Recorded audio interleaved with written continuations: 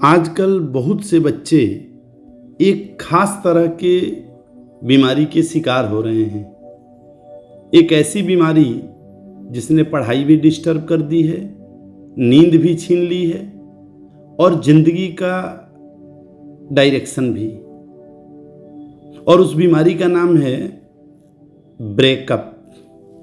जी, आप बिल्कुल सही सुन रहे हैं। इस ब्रेकअप वाली बीमारी को हर बच्चा अलग अलग ढंग से बताता है।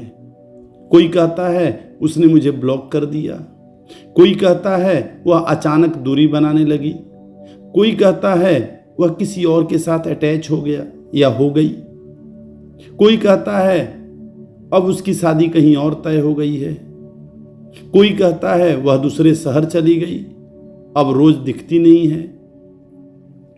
बातें अलग हैं, घटनाएं अलग हैं, लेकिन भीतर जो घटित हो रहा है वह सबका एक सा है। मन नहीं लग रहा, पढ़ाई डिस्टर्ब हो गई, एम पर ध्यान नहीं है, दिन रात वही ख्याल। इसलिए आज इसी एक समस्या को शांति से, बिना इमोशनल हुए सच सच समझते हैं। सबसे पहले यह समझ लो कि ब्रेकअप असल में होता क्या है। ज्यादातर लोग समझते हैं कि ब्रेकअप मतलब दो लोगों का अलग हो जाना, लेकिन सच्चाई यह है कि ब्रेकअप सिर्फ अलग होने का नाम नहीं है। यह दिमाग के भीतर चल रही एक पूरी व्यवस्था के बिखरने की प्रक्रिया है। असल ब्रेकअप उस दिन नहीं होता जिस दिन सामने वाला ब्लॉक करता है या दूरी बनाने लगता है या चला जाता है। असल ब्रेकअप उस दिन होता है जिस दिन तुम्हारे भीतर बनी हुई एक कल्पना बदल जाती है और भरोसे की वह तस्वीर वैसी नहीं रह जाती जैसी तुम समझ रहे थे। और इस बात को ठीक से समझने के लिए हमें ब्रेकअप से पहले की एक चीज समझनी पड़ेगी और उसका नाम है अटैचमेंट, पैचअप। जब इंसान पैदा होता है तो उसका ब्रेन डेवलप नहीं होता। उस समय जब बच्चा रोता है, माँ उसे गोद में लेती है और दिमाग सीखता है कि यहाँ सुरक्षा है, यहाँ सुकून है, यहाँ मैं सुरक्षित हूँ। धीरे धीरे दिमाग में एक पैटर्न बन जाता है कि सुरक्षा किसी इंसान से मिलती है। वही दिमाग जब बड़ा होता है तो वही सुरक्षा किसी दोस्त में, किसी लड़की में, किसी लड़के में ढूंढने लगता है। इसलिए अटैचमेंट कोई कमजोरी नहीं है, यह दिमाग की आदत है, दिमाग की ट्रेनिंग है। अब समझो कि ब्रेकअप इतना दर्दनाक क्यों होता है। क्योंकि जब कोई इंसान धीरे धीरे तुम्हारे रोजमर्रा के जीवन में घुस जाता है, हर दिन की बातों में, छोटे फैसलों में, आदतों में, तो दिमाग उसे सिर्फ इंसान नहीं मानता, उसे सेफ जोन मान लेता है। और जब वही सेफ जोन अचानक छिन जाता है तो दिमाग घबरा जाता है, संतुलन खो देता है। तब तुम्हें लगता है कि कुछ समझ नहीं आ रहा, पढ़ाई नहीं हो रही, जिंदगी बिखर गई है। जबकि सच यह है कि दिल नहीं टूटता है, टूटता है दिमाग के भीतर बना हुआ सुरक्षा का भ्रम। उसे तुम ऐसे समझो, तुम किसी इंसान से अलग नहीं हुए हो, असल में तुम उस तस्वीर से अलग हुए हो जो तुमने उसके बारे में अपने दिमाग में बना ली थी। एक इमेजिनरी स्टोरी जिसमें तुम्हें बहुत मजा आ रहा था। असली इंसान और दिमाग की बनाई हुई तस्वीर अक्सर एक जैसी नहीं होती, लेकिन मन उसी तस्वीर को सच मान लेता है।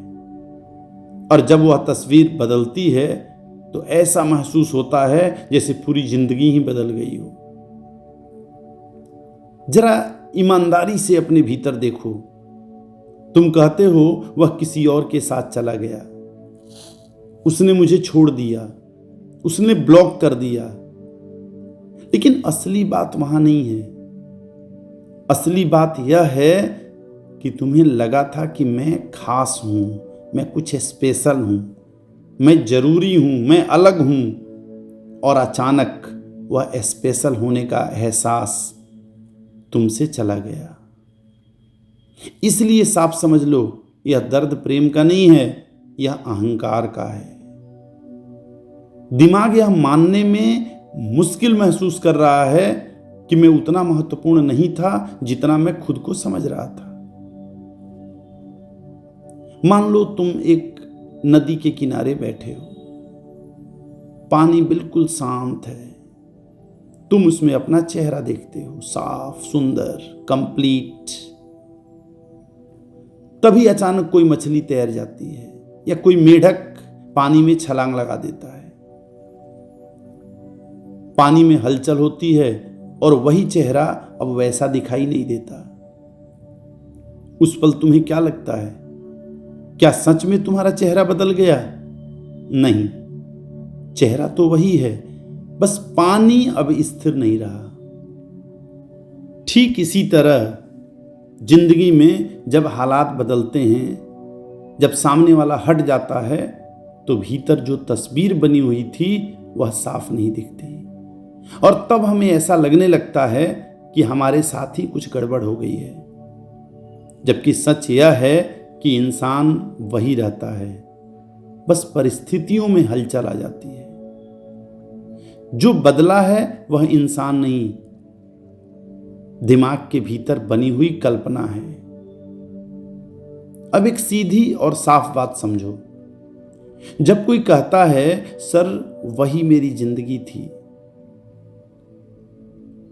तो इसका मतलब तुम्हें पता ही नहीं है कि जिंदगी होता क्या है।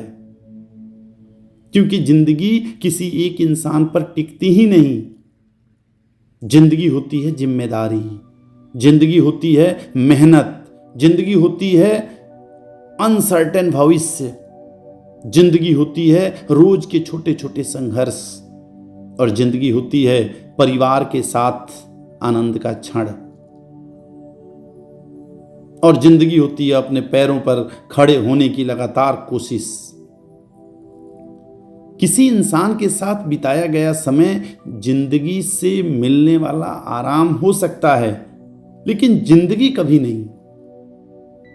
और जब असली जिंदगी भारी लगने लगती है, जब पढ़ाई बोझ बन जाती है, जब आगे का रास्ता डराने लगता है, तब मन किसी ऐसे इंसान को पकड़ लेता है जिसके पास कुछ देर के लिए सब आसान लगने लगे।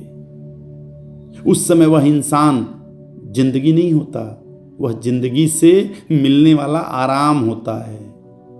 इसलिए जब वह इंसान दूर होता है तो जो कमी महसूस होती है वह इंसान की कमी नहीं होती, वह कमी उस एहसास की होती है जिसमें तुम्हें अपने बारे में अच्छा लग रहा था, सुरक्षित लग रहा था, हल्का लग रहा था। और जब वह एहसास चला जाता है तो मन समझ नहीं पाता कि खालीपन किस बात का है, इसलिए नाम दे देता है उसकी याद।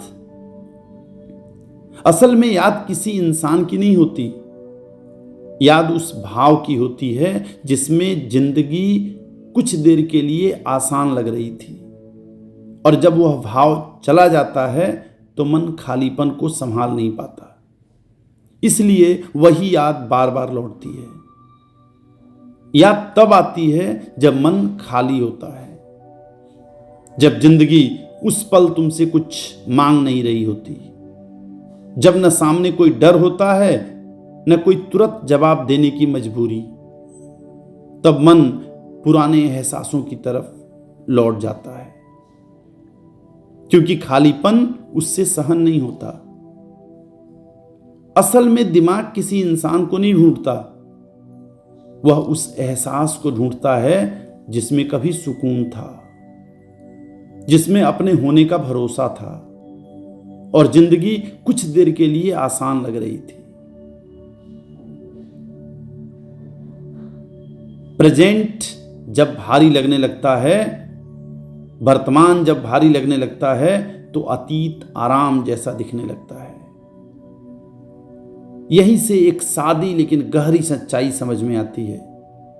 अगर किसी एक इंसान का हट जाना तुम्हें भीतर से इतना हिला देता है, तो इसका मतलब यह नहीं है कि तुम्हारा दर्द झूठा है। इसका मतलब सिर्फ इतना है कि अभी तुम्हारी जिंदगी में कोई ऐसी दिशा नहीं बनी है जो उस झटके से बड़ी हो। बड़ा लक्ष्य इंसान को कठोर नहीं बनाता, उसे स्थिर बनाता है। छोटा लक्ष्य हर भावना के साथ हिलता रहता है। और लक्ष्य का मतलब सिर्फ एग्जाम या कैरियर नहीं होता। लक्ष्य मतलब एक वजह जिसके लिए रोज उठना पड़े, भले ही मन साथ न दे। जिसे तुम जिंदगी समझ रहे थे, वह ज्यादातर मामलों में जिंदगी नहीं थी। वह जिंदगी से थोड़ी देर का आराम था। और जब वह आराम चला जाता है, तो खालीपन दर्द बनकर सामने आता है। असल जिंदगी शोर नहीं करती, वह धीरे धीरे जिम्मेदारी सिखाती है। रोज अपने काम पर लौटने की आदत डालती है और बिना तालियों के आगे बढ़ना सिखाती है। और जब इंसान यह सीख लेता है, तब यादें आती हैं, लेकिन वे जंजीर नहीं बनती।